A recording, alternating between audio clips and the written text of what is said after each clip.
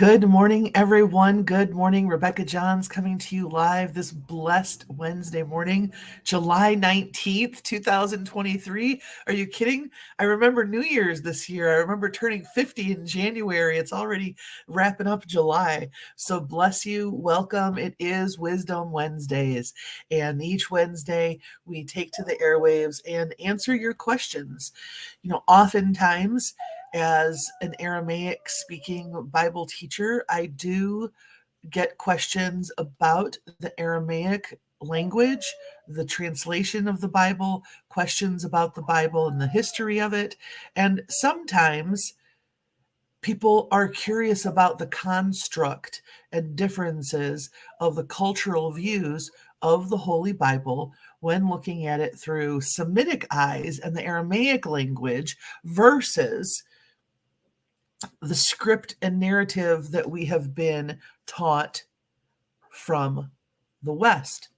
So a lot of times, Wisdom Wednesday is those questions about the Bible. However, I am a certified holistic health practitioner, a purpose coach, an ordained minister of the gospel, and I've been working with people on their success, their personal healing, mental, emotional, physical, spiritual, their life goals, their relationships, their health matters. And I've been doing that for over 20 years. I work with people nationally and around the world. And so, really, Wisdom Wednesdays can take any form. Tuesdays, we call Talk It Out Tuesday. We grab a hot topic and we have some conversation about that. Thursdays is Therapeutic Thursday. I'll be going live with my apprentice and holistic mom coach, Jackie Moore. So you'll be able to ask some questions and learn more about some of the upcoming programs that she'll be leading. But our desire with the Godly Woman, and as part of the model of living God's promises that we offer, our desire is to bring you services, classes, products under the Godly Woman brand that allow you to live God's promises. What is this whole livinggodspromises.com about? Livinggodspromises.com is the portal to the Godly Woman, Heaven on Earth Ministries, and Great I Am Radio online. And these are the pillars of what the Spirit has led me to build over the years so that people, that's you, have access to true information, resources, and a support system of people. Now, you get to have the floor this morning. You get to ask some questions. If you've already come with questions, go ahead and drop them in the chat. I'm live right now on several platforms. Let me tell you where I am so you can say hello. I am on Twitter. Thanks for meeting me there, Rebecca L. Johns on Twitter. I am on Twitch, Rebecca L. Johns HHP. Thanks for joining me if you're over there on Twitch. Good morning, Jackie. I see you. I'm on YouTube, Rebecca L. Johns HHP on YouTube. LinkedIn, of course, the same. Activating Your Great I Am on Facebook is our group community page. Please feel free. Going to livinggodspromises.com will connect you to our Facebook group. Or you can just go to Facebook and look up Activating Your Great I Am. I'm live on the Godly Woman Facebook page right now, as well as Heaven on Earth Ministries page and my personal Facebook page. So wherever you might be tuning in and seeing me from right now, thank you for watching. It is Wisdom Wednesday. Question. Good morning. I have a question from the Peanut Gallery here at the house. What is your favorite way to feel reconnected to God when life gets crazy? Great question. I got a couple of things I want to say. I think the first thing we have to understand is that where God is, in the Aramaic, we call the creator Ithia Rabba, the self-existent one, the one that without which none of this can hold up itself in construct. And that means this too. So then the nature of the creator is within. The nature of the creator is within everything. The creator is not some super somebody sitting someplace, so I don't have to call and say, I miss you. The creator is the source of me. So then I turn into myself. Now, how do I do that? I might do that with breath. I take time to breathe. Oh, my doggies are going nuts. Can you hear them? I take time to breathe. I think breath is one of the most overlooked ways to connect and stay connected with Creator. I think that breath, breathing, you're hearing me call the crew upstairs to see who's going to come down and take care of whimpering dogs. That's what we're doing live right now on Wisdom Wednesday. That's my question. Who's going to come and take care of these dogs? That's the question. So we're going to find out who's going to be the first one to answer the mom bat call.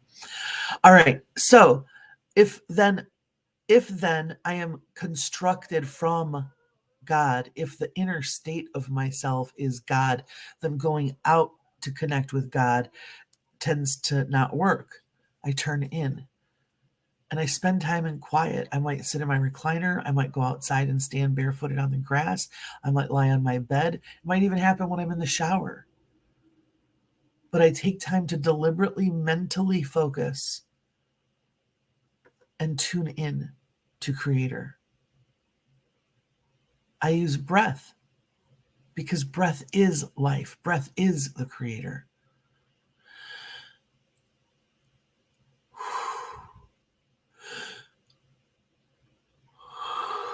Breathe deliberately. Take in. And you might even use your words. You might even use invocations. Thank you, Creator, that I take in your breath of life. And eliminate what is no longer needed.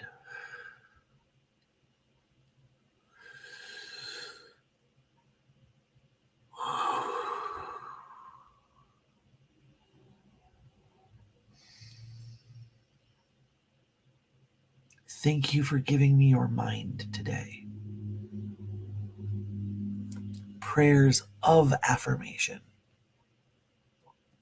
So breath, stillness, standing in grass, resting my body, and taking in breath. Focusing my mind.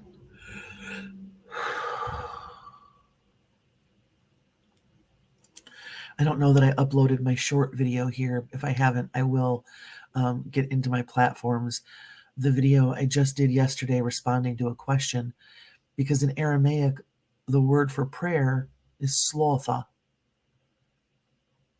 It comes from the root word sla, which means to set a trap.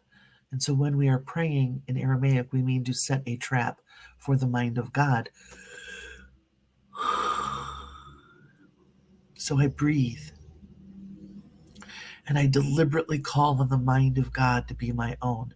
That the mind of the Creator, the consciousness, the wisdom, the knowing, the enlightenment, the perspective, the illuminated view of Creator would be mine. So I hope that something in there will be supportive to the peanut gallery. Great question. By the way, please don't wait until life gets crazy to reconnect with God. Don't wait. They say that, what's that expression, Jackie? That an ounce of prevention is worth a pound of cure. So you can wait till something is in its imbalanced state and then get a pound of cure and, get the medicine for it, right? Or you can just every day put an ounce. Excuse me. Every day put that ounce. And then you've prevented the illness or imbalance that needed the cure. So make it personal. Make it your own. Make it daily. It's part of your hygiene, right? Brush your teeth, wash your face, put deodorant on, get dressed, breathe, attune, connect deliberately. You're already connected, right? That's why you're sitting up chewing solids. You got breath in you. You're walking around, right? You're connected, but just not deliberately. And that's what we're really out to do, is create a world of people who are deliberately, consciously the creator self. Christina over on YouTube says, is it disrespectful to speak casually with the Lord without any formality? Not at all. I mean, listen, what you're actually asking about is religions and customs, and those are personal. That's very personal, from religion to religion, and even within one religion, but different customs to local regions, to local groups. So there is how we talk to God in the Semitic view.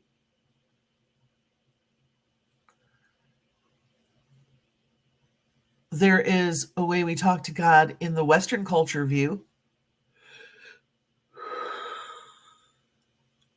There's a way we do it if we're in an Anglican church. There's a way that we do it, right? There's ways, but those ways are all expressive of a people, a language, a psychology, a culture. Me personally, I talk to God like he is my best friend. Like he's the king, but I'm friends with him. So I honor Creator. I honor the source of my life. I speak from a place that I really do hold the Creator with high esteem, but I also know he's my best friend.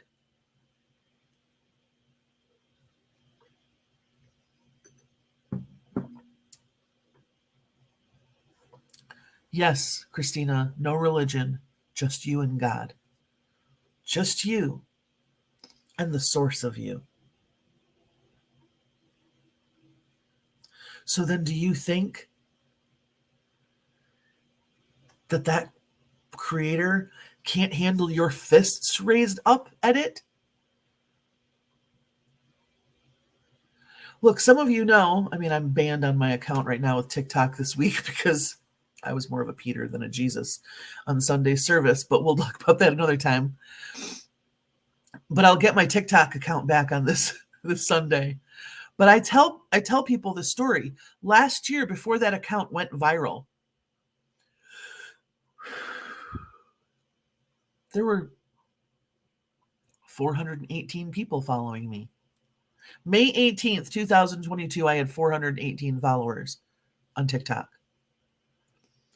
And I'd been on it for about a year. And I remember telling God that day, I'm so over social media. I am over it, which is really funny given I'm simultaneously casting to 8 places right now. But I told God that day, I'm so over social media. I'm so tired of the duck lips and cleavages and booties and bootylicious and snatched waists and ripped muscles and guys, what do you think of fupas? And blah, blah, blah. I'm over it. Over it. I'm so over it. And I said to God, let me tell you something.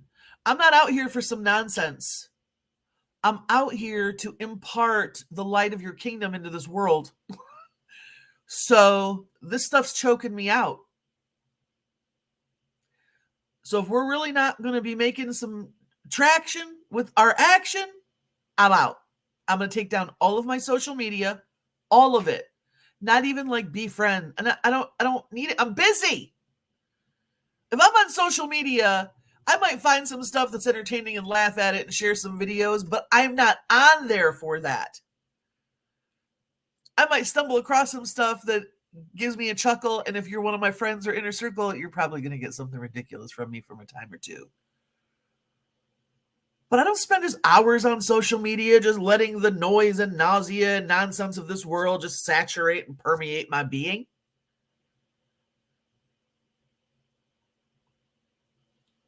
And so I said to God, look, this is some BS out here. I want no part of it. I'm here to make some traction and some action with you, for you, on behalf of you. If that's not what we're doing, I'm out. Let me take this little bit of money I got from this car accident that almost killed me. Let me go open up my wellness center. Let me go do what I know to do, which I wasn't well enough to do really post-car accident. Still not really. Not cleared to do that work medically. But I was like, let me just get out of this matrix. Next time somebody's going to see me on social media is when they come to my wellness center and get a healing, and then they take a picture and put me on the... I was so over it. And that is what I got my point across in making. I was not like, oh Lord, I humbly beseech thee regarding the frustrations of my mind. I lay prostrate to you as I relinquish my spirit of harshness. No, I wasn't doing all that. Don't let the King James fool you.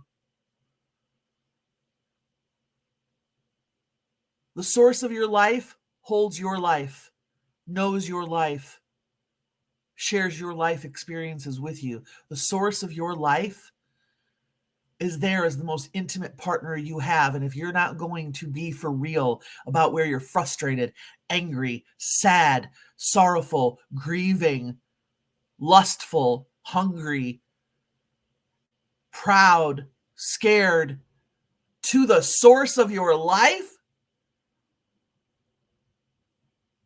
then you cut off the power between you and that source.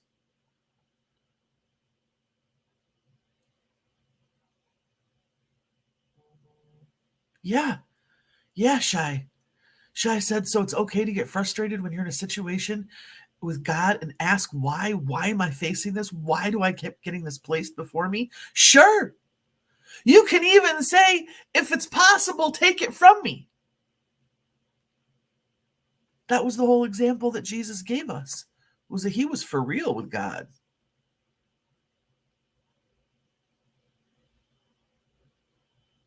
You and I, we can be for real. You know, after that prayer that day of, I'm out, I'm done, I'm not doing this anymore. The next day, my TikTok account went viral. The next day, I sat at this very desk. I thought my phone was broken. It went. I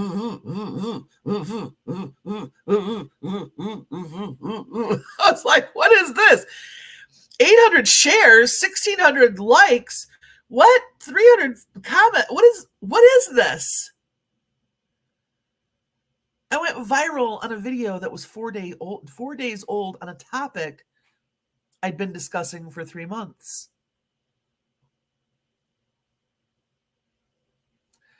I assert that many times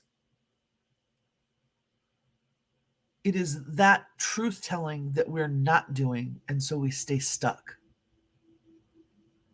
We stay stuck. We create the stuckness. Jackie said my phone was talking in Morse code from God. Right. Right. It was, and I was really not understanding it. I was like, what is this? I called Brian over. I'm like, Brian? Today that count sits at approximately 98,000 people. That video has been viewed 2.2 million plus times.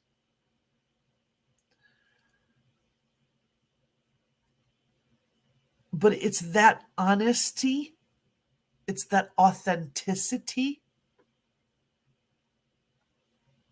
between me and my Creator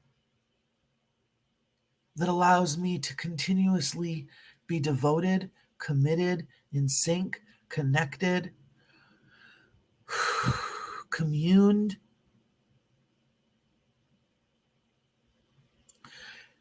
and then compassionate in the world, caring in the world, a conductor of that spirit into the world. It's from my own practice of that allows me to support you in your journey.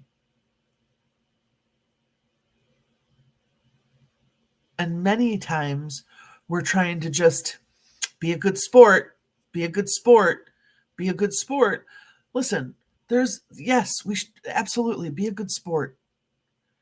But when you go in your prayer closet, that's not the time to have to worry about your code of conduct.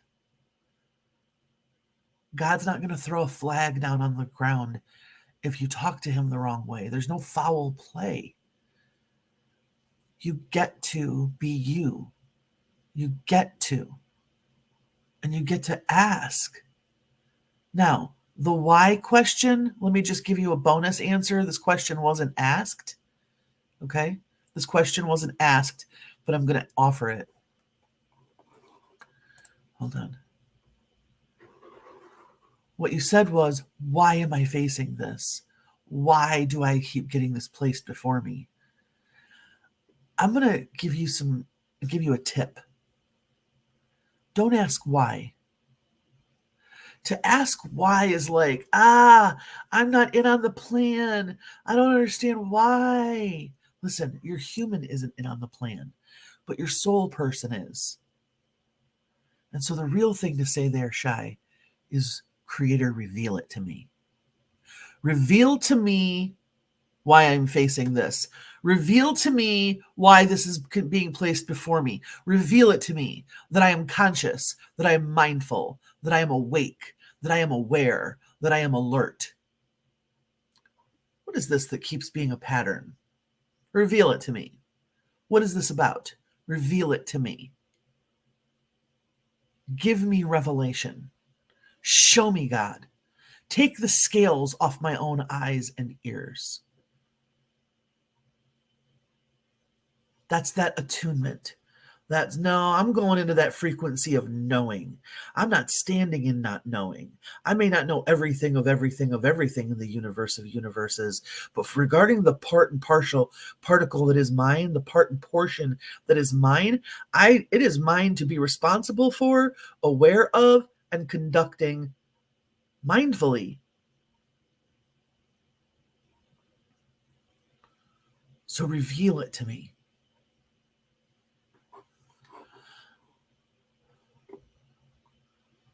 All right. Great question, though. Aheva asked, hey, Aheva, do you believe God communicates through animals? Like when I feel sad or off, the cat comes to lay with me. My mom notices too, but the cat can't talk to me. Well, the cat talks to you in the cat way, right? It's like if I say, Shlama lach ed yom chava. I just said, peace be unto you, Aheva. It's just that I said it in the Aramaic. So you might not have understood it. Mom might not have understood it. But I understood it because it's my language.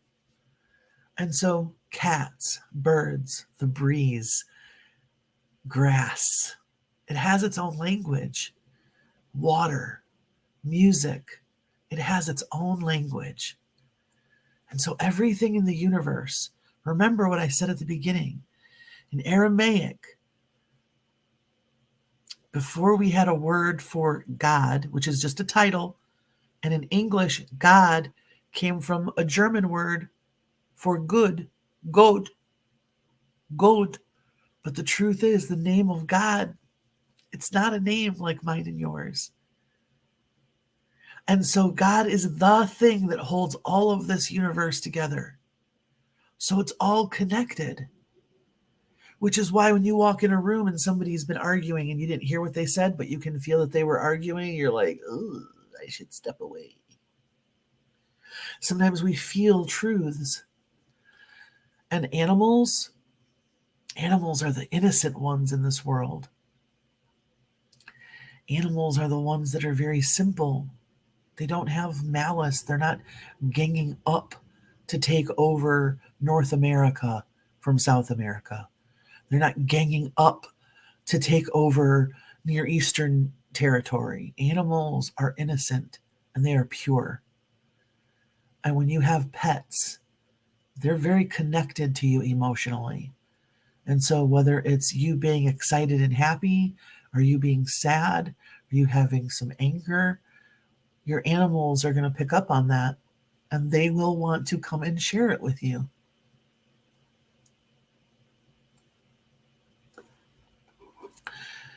Some cultures, and therefore the religions from those cultures, have a lot to do with nature. Some cultures really connect a lot with nature, what the signs of nature are, what clouds look like a certain way, or when birds fly a particular way, or when water ripples a particular way. They use nature to receive signs, if you will, from God. And so, yes, Aheva, absolutely. Christina says, when I ask why, I get an immediate response because I already know, and he tells me I already know. Then we get a good laugh. Yes. Yes. Yes, Christina, sometimes we go to ask why, and it's right there already in us, and then you can just chuckle with the spirit, like, yeah, you know exactly why. What you talking about, Willis? You know why. She says, I feel closer to God when I love my pets. You know what? I think you're going to feel closer to God when you love, period. I think when we get caught up in the things that are other than love, it really distresses us and places us squarely into our human experience. And the human experience is dense, intense, and grave. There's so much gravity here that they put you in a grave when you're done living life.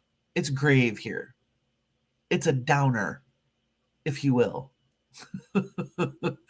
Earth life can legit be considered a downer. That's why it takes that illumination of the perspective of Creator to lift our view, to elevate from where we are looking. If you're in a traffic jam driving down the freeway, getting irritated, right? That's one view. But what if I said, come here, I got a chopper. And I bring you over into my helicopter, and then we hover up above the whole traffic jam.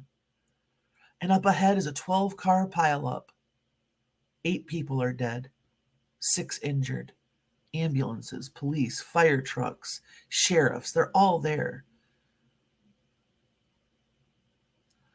Suddenly, your perspective of that traffic jam shifts. Now, let's do this one. I take you up into that chopper, and we go ahead, and there's some guy on a unicycle riding in circles on the freeway.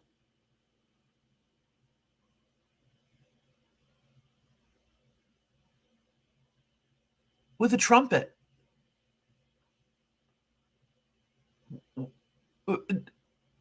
I promise you're going to have a different reaction to that traffic jam.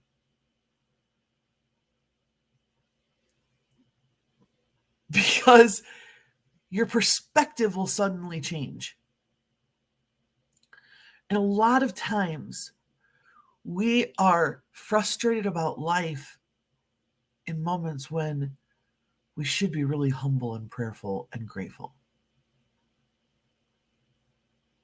So mad about being in a traffic jam.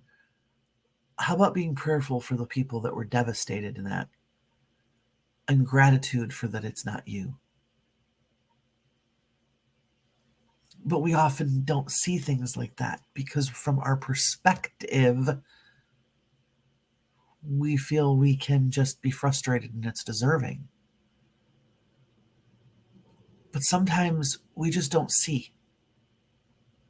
The opportunity of communion with the Creator is that we get a view up in the master chopper. And we get to hover and see things from the Creator's view, giving us some compassion for people, giving us peace through processes. How many of you, when something starts going sideways to your plan, you're already starting to lose your peace? Your peace is contingent on circumstances. Circumstances get willy wonky, so do you.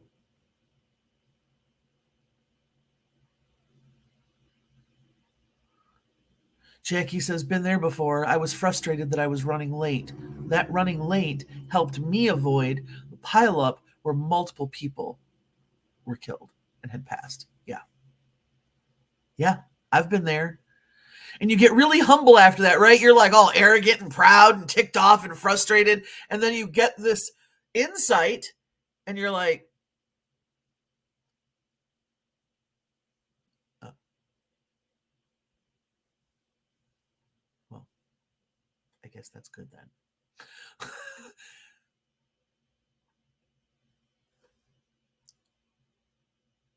It is that perspective, it's that insight, or said another way, your vibration.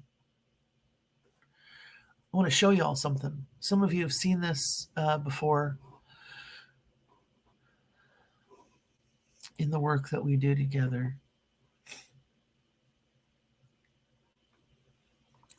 And I think it's important to have these conversations. I think that to have a view of life that hinders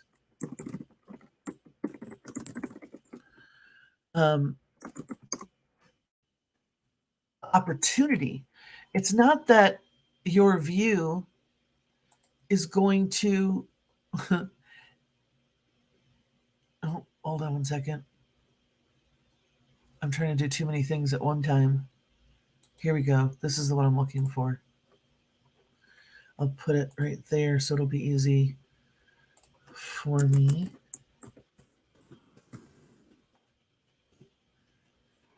I'm loving this new system because it lets me actually share with you documents like in a presentation form.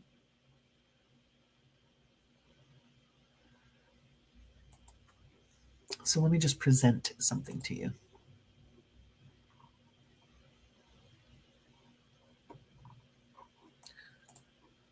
All right. I hid it from myself too well. Here we go. Oh, yikes. No, that's not going to work. All right, hold on, y'all.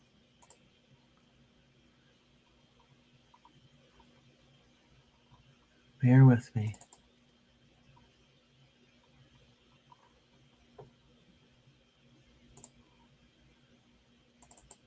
We're talking about consciousness, and I have a particular visual that I would like us to use, but I want us to be able to zoom in on part of it.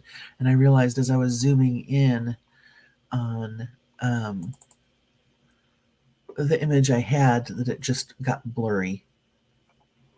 So let me get this other one because this one will work. All right, share screen. There we go. All right. Views, your life view. Your life view.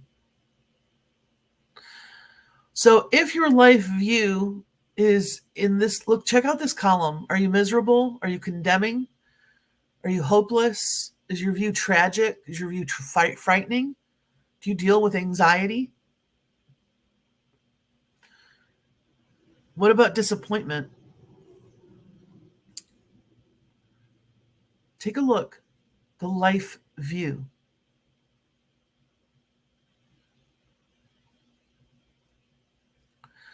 The consciousness of human beings is actually measurable, just like watts in a light bulb. You know why? Because that's exactly what we're measuring in me and you too. We're measuring the light. We're measuring the light of your mind, your consciousness. Are you in the dark? Are you in the light? They say that Jesus would have been hovering here in this top row. Enlightenment.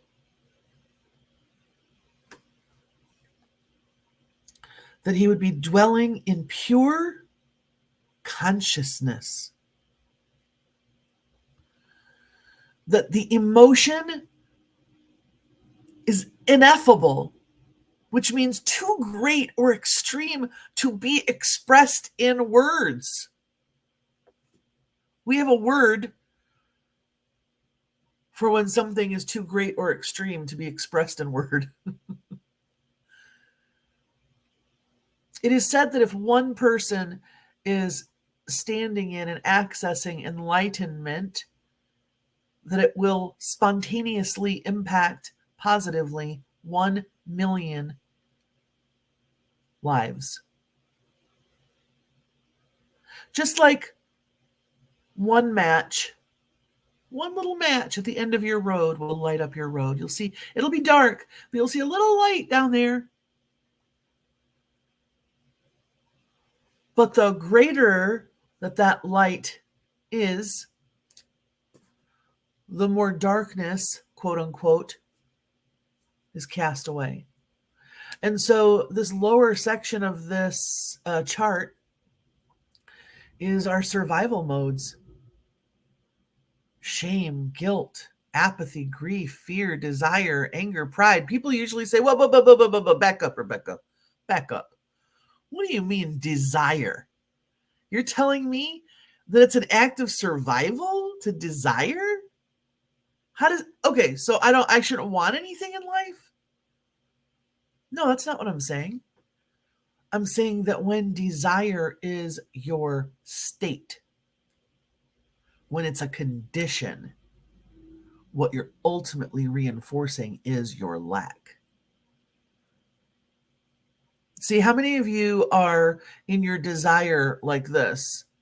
God, I just want to lose weight. God, I just want these bills paid. God, I just wish my body would stop hurting.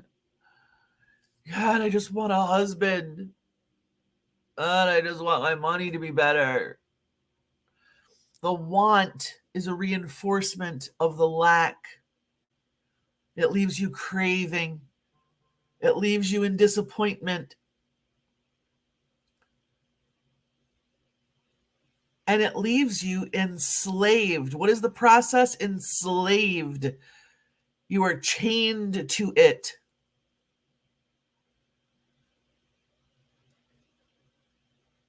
And so then you might say, well, then how am I supposed to want anything? When I go to the restaurant and the waitress says, what would you want? What am I supposed to say? I don't want anything. I already have it. I already have the cheeseburger and fries. No, I'm not saying fake it. I'm not saying be a liar. But I'm saying if your condition is constantly asking from a place of desire that affirms that you lack, then you perpetuate the lack. You could say, thank you. You know, the Bible says prayers of thanks and supplication. You ever seen that?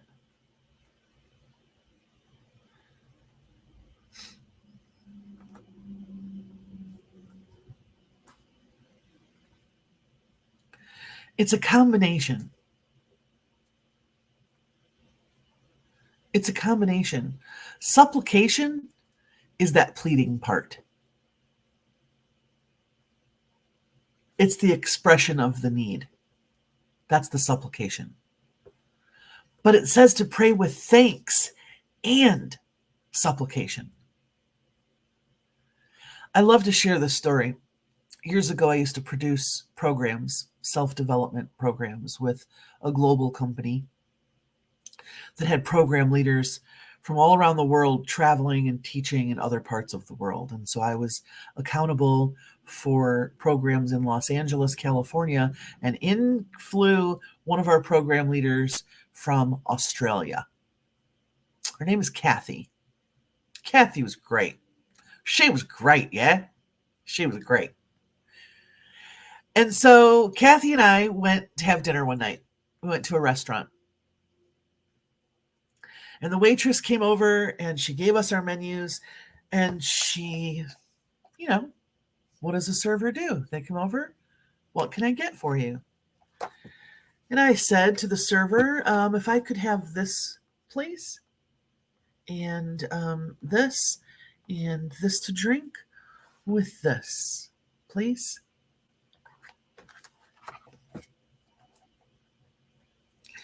Well, then she looked at Kathy. She said, are you ready to order? And Kathy said, yeah, thanks. I'll have that, thanks. And that, thanks. And this on the side, thanks. And this to drink, thanks. Thanks. All right, listen, Kathy didn't already have anything out of their kitchen any more than I did. We were both sitting there with a glass of water and a napkin and some silverware. But I realized something. She placed her order from a place of thanks and supplication. She knew it was coming, and so she pled her case. She knew she was going to get it, so she ordered with gratitude, knowing it would be there, knowing she could get it. She ordered with a bold spirit. I ordered asking for permission. And I saw it, and I felt it. And I thought, ugh, where else do I do that in life? Where else am I walking around in life going, may I, may I, may I, may I, may I, may I? As opposed to, oh, I shall, and I shall, and I shall. I will.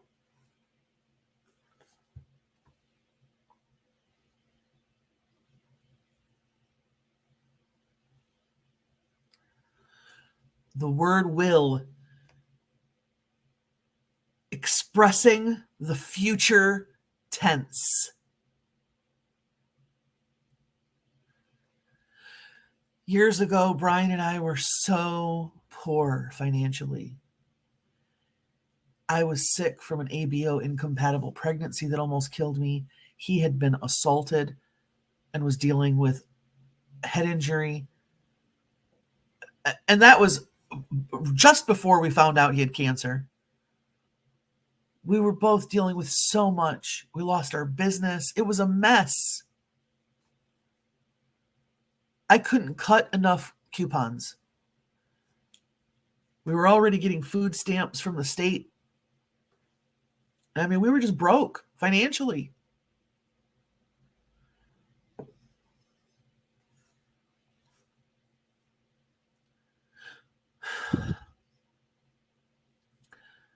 But I started using this prayer where as I was cutting coupons and as I was counting up pennies, as I was adding things up, just make it all work somehow, and shopping with my calculator so that I would never miss my mark on my budget. I remember a time our oldest and I were in a store and I had $40 to spend for our family of 8. Actually, I think there were 6 of us at that time. $40 that day to put towards groceries. And I remember standing in the grocery store, putting my stuff together and getting the few things that were going to just few days worth of stuff, just some staples. And I remember a woman at our way out came over and handed me $40. And I was like, oh no. And she said, ma'am, I've been there. And I've had my eye on you and your daughter walking through this store today. And I just was reminded of a time that I wish somebody would have seen me and helped. So please let me give this to you.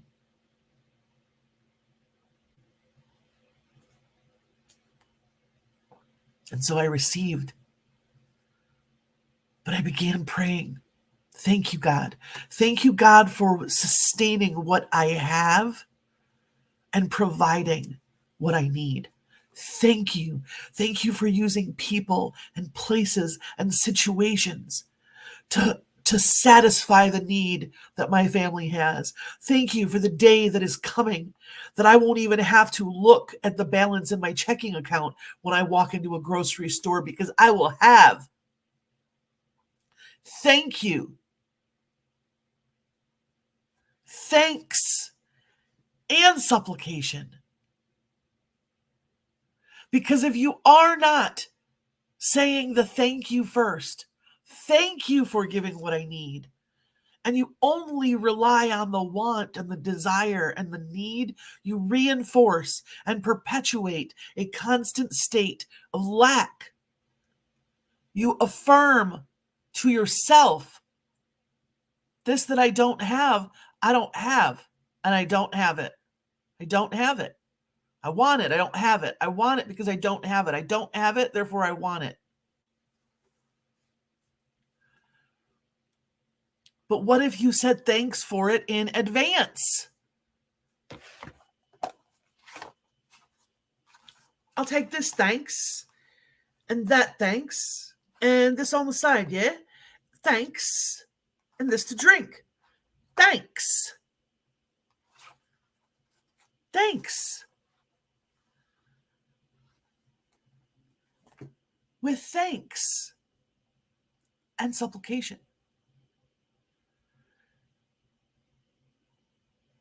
And so look what happens.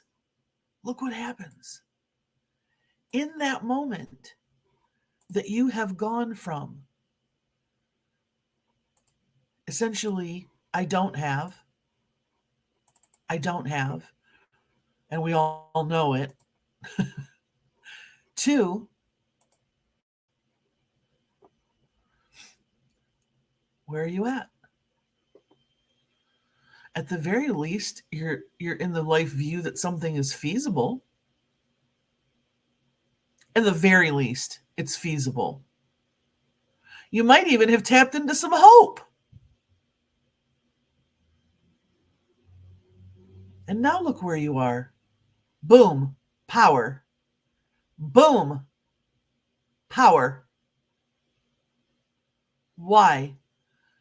I still don't have the burger and fries. I still have a desire. Yes, you have a desire. You're not in the condition of desire. There's a difference between getting an A and being an A student. You can be an A student. You can be hopeful and satisfied and complete and still want to order your food. Your life view, your perspective, how you see things, your interpretation. Someone got real upset with me recently. And what they said to me was, anyone would feel that way. Oh, no, sis, don't go putting your view on the world. Your janky ass view is yours. That's your view. Matter of fact, someone else in your situation would make a gold mine out of it. You're disempowered. Someone else in your marriage would turn it around like that. You are disempowered. Your view. Someone else would take that checkbook and flip it around. Someone else would take that body and heal it. Someone else's view.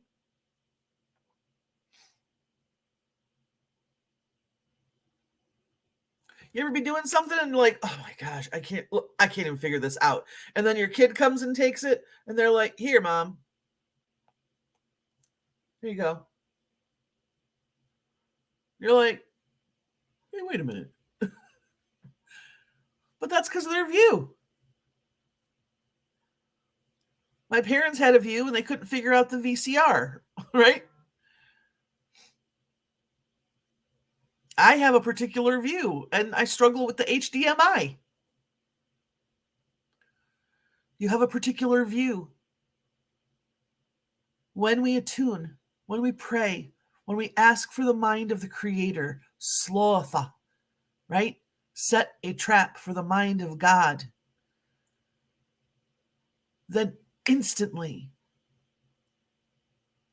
our view changes. We're tuned into a different space, different frequency. There are different emotions there. You want to know why you have the emotions you have? It's because of your view. And if you had a different view, you would unlock a world of emotions, experiences, and opportunities. But when our view is stuck, our emotions are stuck, our thinking is stuck, the opportunities and possibilities, the pathways we see as options are limited, and we do not move forward boldly to succeed.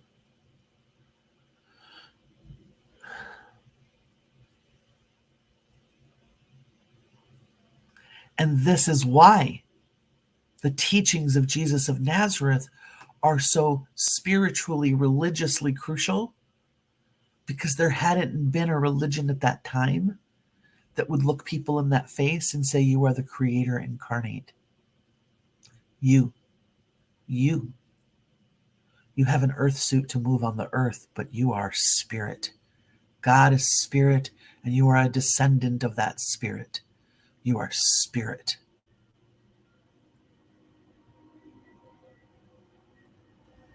So that we could look at things differently. That's why he taught what he taught.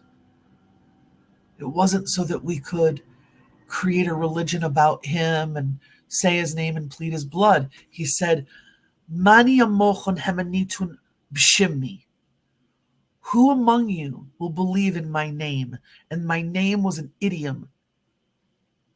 It's a language and culture thing that you've got to understand. In my name meant in my way. In our culture, we say things like, if I were to go flying through the air and slam dunk a basketball hoop, which, first of all, y'all should know that God just did a miracle. But if I were to do that, you'd go, oh, she just pulled a Michael Jordan in his name. When people are geniuses, we go, ooh, okay, Einstein, in his name. So how about we go out today and pull a Jesus? What would pulling a Jesus look like in the world? What if there were a bunch of us out there like that?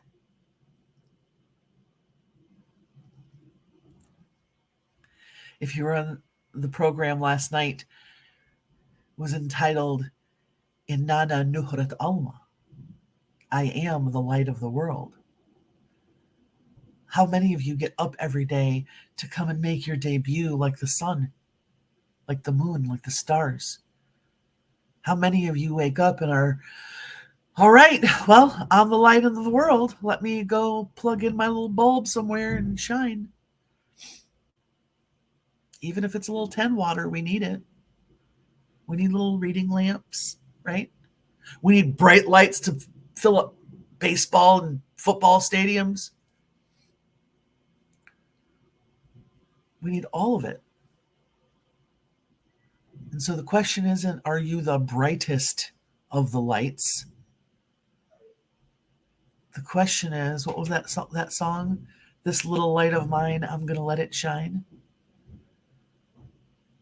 I would actually challenge most all of us to reconsider what kind of bulb we even think we are. You've been so worried about your wits, you've been dimming your watts.